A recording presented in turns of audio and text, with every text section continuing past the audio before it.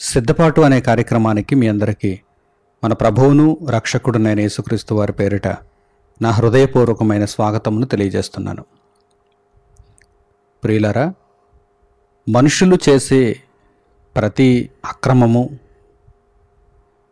మనుషులు జరిగించే ప్రతి చెడ్డ కార్యము చీకటిలో జరుగుతుంది, రహస్యముగా జరుగుతుంది. ఎందుకంటే వెలుగులో జరిగేవి, బహిరంగముగా జరిగేవి మనుషులందరికీ కనిపిస్తాయి కనుక సమాజానికి భయపడైనా సరే బహిరంగముగా చెడ్డ పనులు చేయటానికి మనుషులు సంకోచిస్తారు. చెడ్డ పనులు చేయాలి అనుకుంటే రహస్యంగా చేస్తారు, చీకటిలో చేస్తారు. ఈ విషయం అందరికీ విదితమే.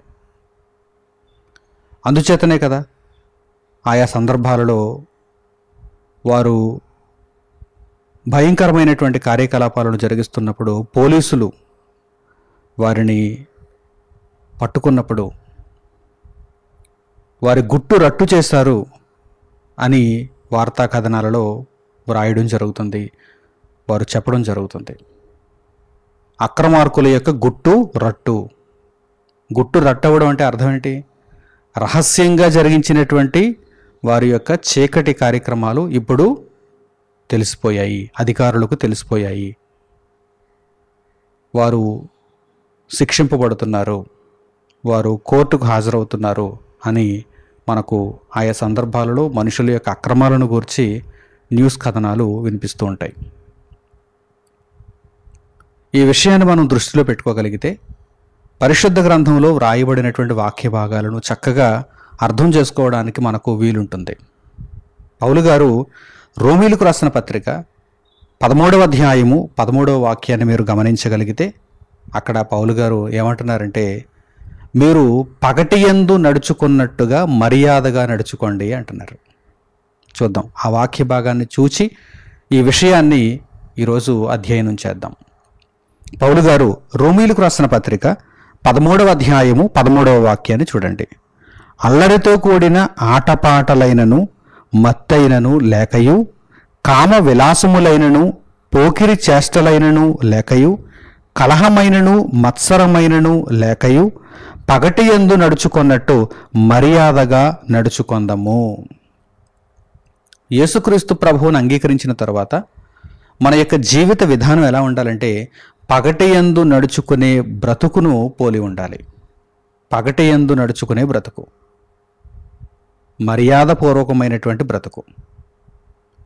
అంతకు మునుపు అనగా యేసుక్రీస్తును ఎరుగక మునుపు, పరిశుద్ధ గ్రంథమును మీరు గ్రహింపక మునుపు, తండ్రి అయిన దేవుని గూర్చి మీరు తెలుసుకొనక మునుపు, భక్తి జీవితంలోనికి మీరు అడుగు పెట్టక మునుపు చీకటి కార్యక్రమాలలో పాలు పంపులు కలిగిన వారైతే అయి ఉండొచ్చు. ఇదిగో పేర్కొన్నారు చూడండి, పౌలు గారు అక్కడ పేర్కొన్నారు చూడండి. అల్లరితో కూడిన ఆటపాటలు, మత్తు, అలాగే కామ విలాసములు, పోకిరి చేష్టలు, కలహము, మత్సరము, ఇవన్నీ కూడా చీకటి సంబంధమైనటువంటి కార్యక్రమాలు లోకంలో ఈరోజు అనేక మందిలో ఇవి కనిపిస్తున్నాయి. అయితే దేవునిని ఎరిగిన తర్వాత, యేసుక్రీస్తు ప్రభువులో ఉన్న రక్షణను కనుగొన్న తర్వాత, దేవుని రాజ్యములో మనము చేర్చబడిన తర్వాత మన ప్రవర్తన, మన జీవన విధానం ఎలా ఉండాలి అంటే పగటియందు నడుచుకున్నట్టుగా మర్యాదగా ఉండాలి. ఒకవేళ ఎవరైనా అక్రమాలను, అన్యాయాలను చేయాలనుకుంటే ఎలా చేస్తున్నారు? చీకటిలో చేస్తున్నారు, రహస్యంగా చేస్తున్నారు. మనలో అటువంటి బ్రతుకు ఉండకూడదని దేవుడు ఇక్కడ పౌలు గారి ద్వారా పలికించాడు. మనలో అటువంటి బ్రతుకు ఉండకూడదు, చీకటి బ్రతుకు ఉండకూడదు, రహస్యంగా ఉండేటువంటి బ్రతుకు ఉండకూడదు. మనము పగటియందు నడుచుకుంటున్నట్టుగా మర్యాదపూర్వకంగా నడుచుకోవాలి. అంటే అన్ని విషయములలో కూడా మన జీవితము తెరచిన పుస్తకంగా ఉంటూ అందరూ కూడా మన జీవితాన్ని చూచి సంతోషించేవారుగా, అభినందించేవారుగా మన యొక్క ప్రవర్తనను ఉంచుకోవాలి. అంతే తప్ప రహస్యమైనటువంటి జీవితాన్ని, చీకటి జీవితాన్ని, తప్పుడు జీవితాన్ని మనము కలిగి ఉండటానికి వీలు లేదు. అలా నడుచుకునేవారు రాత్రి యందు నడుచుకునే వారిని పోలి ఉంటారు. కానీ మనం ఎప్పుడు కూడా పగటి యందు నడుచుకుంటున్నటువంటి జీవితాన్ని ప్రతిబింబించాలి. దేవుని దృష్టి ఎదుట మనము పగటి యందు నడుచుకుంటున్నటువంటి వారముగా కనిపించాలి. పేతురు గారు తన మొదటి పత్రికలో ఏమంటున్నారో చూడండి. అన్యజనులైతే ఇష్టానుసారంగా ప్రవర్తిస్తారు, మనమైతే అలా ప్రవర్తించకూడదు. అటువంటి ప్రవర్తనకు గడిచిన కాలమే చాలును అని పేతురు గారు తెలియజేస్తున్నారు. ఇంకా ఏదో మిగిలిపోయినట్టుగా, ఇంకా ఏదో మనము కోల్పోయినట్టుగా మీరు భావించి మరలా మునుపటి జీవితంలోనికి మీరు వెళ్ళొద్దు, ఆ జీవితం వైపు కనీసం చూడొద్దు అని పేతురు గారు ఇక్కడ తెలియజేస్తున్నారు. జాగ్రత్తగా ఈ మాటలను చూడండి. పేతురు గారు రాసినటువంటి మొదటి పత్రిక 4వ అధ్యాయము 3వ వాక్యాన్ని మీరు చూడండి. పేతురు గారు రాసినటువంటి మొదటి పత్రిక 4వ అధ్యాయము 3వ వాక్యం. మనము పోకిరి చేష్టలు, దురాశలు, మద్యపానము, అల్లరితో కూడిన ఆటపాటలు, త్రాగుబోతుల విందులు, చేయదగని విగ్రహ పూజలు మొదలైన వాటి యందు నడుచుకొనుచు అన్యజనుల ఇష్టము నెరవేర్చుచుండుటకు గతించిన కాలమే చాలును. అదే ఎక్కువ. క్రీస్తు నెరుగక మునుపు మనము బ్రతికినటువంటి లోకపు బ్రతికే చాలా ఎక్కువ. దాని నిమిత్తము మనం ఇప్పుడు సిగ్గుపడుతూ ప్రభు అయిన యేసుక్రీస్తు వారి దగ్గర క్షమాపణ కోరుకుంటూ పరిశుద్ధమైన నిర్దోషమైనటువంటి జీవితమును మనము కలిగి ఉంటున్నాము కదా. అయితే అటువంటి పరిస్థితుల్లో మరలా వెనుకకు తిరిగి చూడటం అనేది ప్రమాదకరం. మీ ఆత్మీయ జీవితానికి అది చాలా ప్రమాదకరం. కనుక గతించిన కాలమే చాలును. ఆ దుర్మార్గపు క్రియలకు, ఆ అసాంఘిక క్రియలకు, దేవునికి ఇష్టము లేనటువంటి ఆ తప్పుడు క్రియలకు, చీకటి క్రియలకు గతించిన కాలమే చాలును. మనం ఎప్పుడు కూడా ముందున్న వాటి కొరకు వేగిరపడాలి. పరసంబంధమైన వాటి మీద మనస్సునుంచుకోవాలి. దేవుని వాక్యమును అనుసరించే వాటి యందు మనము నడుచుకోవాలి. అంతే తప్ప దేవుని మాటలకు భిన్నంగా మనం నడుచుకోకూడదు. దేవుని వాక్యమును అనుసరించి మనము నడుచుకోవాలి. అలాగే పౌలు గారు ఎఫెసీయులకు రాసినటువంటి పత్రిక 5వ అధ్యాయము 8వ వాక్యం నుండి చూడండి.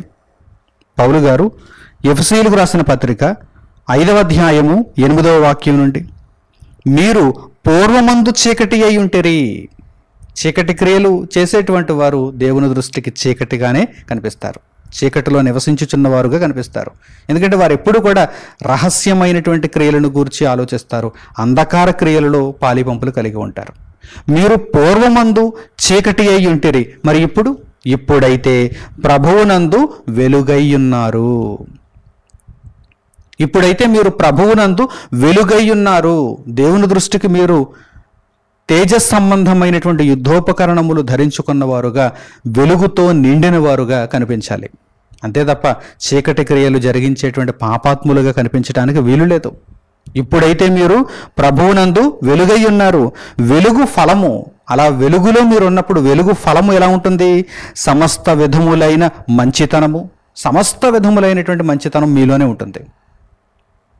సమస్త విధములైనటువంటి మంచితనము అంటే ఒక్కటి మాత్రమే, లేక ఇది మాత్రమే, లేక అది మాత్రమే మంచితనం అని చెప్పటానికి వీలు లేకుండా, దేవుని వాక్యానికి సంబంధించి, దేవుని కార్యక్రమాలకు సంబంధించి ప్రతి మంచితనము కూడా, సమస్త విధములైనటువంటి మంచితనము, నీతి, సమస్త విధములైనటువంటి సత్యము. చూడండి, వెలుగు ఫలము సమస్త విధములైన మంచితనము, నీతి, సత్యమును వాటిలో కనబడుచున్నది. మనము వెలుగు సంబంధులము కనుక వెలుగులో చేసే క్రియలు, సత్క్రియలు, సువార్త సంబంధిత క్రియలు, వాక్యాన్ని అనుసరించే క్రియలు, వీటిని మాత్రమే ఎల్లప్పుడూ మనం కలిగి ఉండాలి. అంధకార క్రియల జోలికి మనం వెళ్ళకూడదు. రహస్య సంబంధమైనటువంటి కార్యక్రమాలలోనికి మనం వెళ్ళకూడదు. అటువంటి వాటిలో మన పాలిపంపులు ఉండకూడదు. ప్రభువును అంగీకరించినటువంటి మనము దేవుని ఇష్టాన్ని నెరవేర్చేవారముగానే కనిపించాలి. పగటి యందు నడుచుకుంటున్నటువంటి మనుషులుగా దేవుని దృష్టికి కనిపించాలి. మర్యాదగా నడుచుకుంటున్న వారముగా దేవుని దృష్టికి కనిపించాలి. అలాగే ఇంకా పరిశుద్ధ గ్రంథములో మనము ఈ విషయాన్ని గురించి ఆలోచన చేయగలిగితే, పౌలు గారు తెస్సలోనికైలకు రాసినటువంటి మొదటి పత్రిక 5వ అధ్యాయము 5వ వాక్యంలో కూడా ఈ సందర్భాన్ని మనం గమనించవచ్చు. చూడండి, పౌలు గారు తెస్సలోనికైలకు రాసినటువంటి మొదటి పత్రిక 5వ అధ్యాయము 5వ వాక్యం. మీరందరూ వెలుగు సంబంధులను పగటి సంబంధులనై ఉన్నారు. మరల దేవుడు ఈ విషయాన్ని ప్రస్తావిస్తున్నాడు. చూడండి, మీరందరూ కూడా ఎటువంటి వారు? చీకటి సంబంధులా? కాదు. అమర్యాదగా నడుచుకునేవారా? కాదు. మీరందరూ వెలుగు సంబంధులు, చీకటిలో ఉండేవారు కారు. మీరందరూ వెలుగు సంబంధులు, పగటి సంబంధులు, పగటి సంబంధులనై ఉన్నారు. మూల భాషలో ఫుట్నోట్లో రాయబడింది చూడండి, వెలుగు కుమారులను పగలు కుమారులనై ఉన్నారు. వెలుగు సంబంధులు, పగటి సంబంధులు అనగా అర్థం ఏంటి? వెలుగు కుమారులు, పగటి కుమారులు, పగల యొక్క కుమారులు. రాత్రికి సంబంధించిన వారు కారు మీరు, చీకటికి సంబంధించిన వారు కారు మీరు, అక్రమమునకు, అవిధేయతకు, అన్యాయానికి సంబంధించిన వారు కారు మీరు. సమస్త విధములైనటువంటి మంచితనము, సత్యము, నీతి ఇవన్నీ మనలో కనిపించాలి. కనుక దేవుడు కోరుకుంటున్నాడు. చూడండి, మీరందరూ వెలుగు సంబంధులను పగటి సంబంధులనై ఉన్నారు. మనము రాత్రి వారము కాము, చీకటి వారము కాము. స్పష్టముగా మన జీవితం చెప్పాలి. ఇదిగో, నా జీవితం చీకటి జీవితం కాదు, నా జీవితం రాత్రి వేళకు సంబంధించిన జీవితం కాదు, నా జీవితం పగటి వేళకు సంబంధించిన జీవితం. పగటి జీవితం నాది, వెలుగుతో కూడిన జీవితం నాది. అంటే దాని అర్థం ఏంటి? ఆ మాటల యొక్క అర్థం ఏంటి? ఇక్కడ ఇవి ఉపమానాలుగా చెప్పబడ్డాయి. పగలు రాత్రి అనేవి ఉపమానాలుగా చెప్పబడ్డాయి. అంటే మంచి క్రియలకు చెడ్డ క్రియలకు ఉపమానాలు అన్నమాట. పగటి సంబంధులు అనగానే మంచి క్రియలు చేసేవారు, రాత్రి సంబంధులు అంటే చెడు క్రియలు చేసేవారు. సాధారణంగా మీరు గమనించండి, లోకంలో తప్పుడు కార్యక్రమాలన్నీ ఎప్పుడు జరుగుతాయి? రహస్యంలో జరుగుతాయి, చీకటిలో జరుగుతాయి, అంధకారంలో జరుగుతాయి, మనుషులెవరూ చూడని పరిస్థితుల్లో జరుగుతాయి. మీకు అర్థమవుతుందా? అందుచేతనే దేవుడు ఈ ఉపమానాన్ని తీసుకున్నాడు, మీకు వెంటనే అర్థమవుతుందని. మనం ఎప్పుడూ కూడా అంధకార క్రియలలో పాలిపంపులు కలిగిన వారముగా ఉండకూడదు. అలా ఉంటే ప్రభువు రాకడ కొరకు కనిపెట్టి ఉండలేం. ప్రభువు రాకడ జరిగిందనుకోండి, మనము అంధకార క్రియలలో ఉన్నామనుకోండి, చీకటి క్రియలలో ఉన్నామనుకోండి, రాత్రి సంబంధులుగా జీవిస్తున్నాం అనుకోండి, ఎత్తబడతామా? అంటే ఉన్నతమైనటువంటి లోకానికి ఎత్తబడతామా లేక త్రొక్కబడతామా?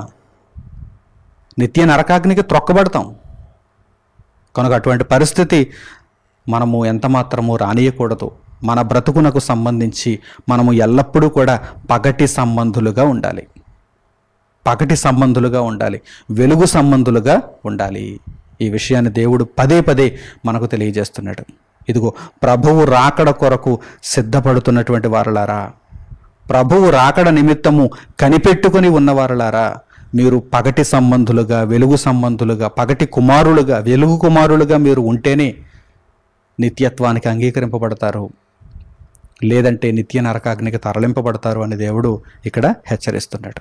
కనుక మంచి నిర్ణయాలతో ఇప్పటి వరకు ఒకవేళ మీరు తెలియక కొన్ని సందర్భాలలో ఇంకనూ చీకటి క్రియలను అవలంబిస్తూ ఉంటే వాటిని వెంటనే మీరు నివారించుకొని దేవుని వాక్యము వైపు తిరిగి దేవుని ఆలోచనలలోనికి వచ్చి అంధకార సంబంధమైనటువంటి క్రియలను పూర్తిగా విసర్జించిన వారై మీరు పగటి సంబంధులుగానే జీవించాలని, వెలుగు కుమారులుగానే బ్రతకాలని దేవుని వాక్యమును బట్టి మిమ్మల్ని అందరినీ కోరుకుంటూ ఈ సందేశమును ఇంతటితో నేను ముగిస్తున్నాను. తండ్రి అయిన దేవునికి ప్రార్థనలు ఏకీభవించండి. ఉన్నతమైనటువంటి మాటల చేత మమ్మల్ని అందరినీ మీ మార్గంలో నడిపించుచున్న పరలోకమందున్న మా దేవ, మా తండ్రి, మీ పవిత్రమైనటువంటి ప్రేమకు, మీ అమూల్యమైనటువంటి జ్ఞానము కొరకు మా హృదయపూర్వకమైన కృతజ్ఞతాస్తుతులను మీకు తెలియజేస్తున్నాము. నాయనా, మేము ఎప్పటికీ ఎన్నటికీ అంధకార సంబంధులుగా ఉండకుండా, చీకటి వారముగా మిగిలిపోకుండా తండ్రి, వెలుగు కుమారులుగా జీవించటానికి, పగటి సంబంధులుగా ఉండటానికి మమ్మను ఆశీర్వదించండి తండ్రి. నాయనా, మీ దృష్టికి ఇష్టమైనటువంటి కార్యములను, వాక్యమును అనుసరించే క్రియలను ఎల్లప్పుడూ మేము కలిగి ఉండటానికి కృపను అనుగ్రహించండి తండ్రి. సాతాను మమ్మను మోసగించాలని అంధకార క్రియలను మా చెంత చూపించుచుండగా తండ్రి, మాకు పరిచయము చేయుచుండగా మేము వాటిని విసర్జిస్తూ తండ్రి, వాటిని జరిగించుటకు పూర్వపు కాలమే చాలునని మేము తెలుసుకున్న వారమై ఎన్నో సత్క్రియలను, ఎన్నో వెలుగు సంబంధమైనటువంటి పనులను మేము చేయవలసి ఉండగా వాటి మీదనే మేము దృష్టిని కేంద్రీకరించగలుగుటకు, అపవాదిని ఓడించగలుగుటకు తండ్రి మమ్మను ధైర్యముతో నింపుమని, బలముతో నింపుమని హృదయపూర్వకంగా మిమ్మల్ని వేడుకుంటూ మా ప్రార్థన మనవులన్నింటినీ మా ప్రభువును మా రక్షకుడునైన యేసుక్రీస్తు వారి పేరిట మిమ్మల్ని వేడుకొనిచున్నాము తండ్రి. ఆమెన్. అందరికీ వందనములు. సెలవు.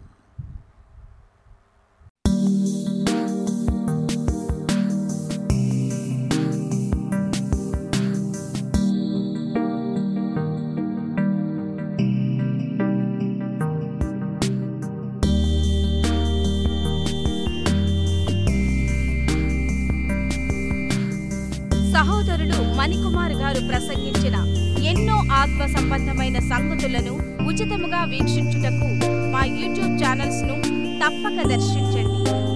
మా సమాచారమును ఎప్పటికప్పుడు తెలుసుకుని ఆత్మీయాభివృద్ధి నొందవలనంటే మా యూట్యూబ్ ఛానల్స్ ను సబ్స్క్రైబ్ చేసుకోండి.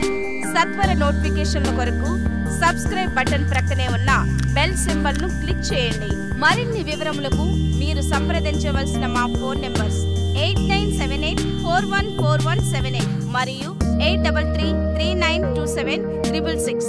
ధన్యవాదములు. ఈ కార్యక్రమమును అనేక మందికి పరిచయం చేయగలరని ఆశిస్తున్నాము. ప్రభువైన యేసుక్రీస్తు పేరిట మీకు శుభములు.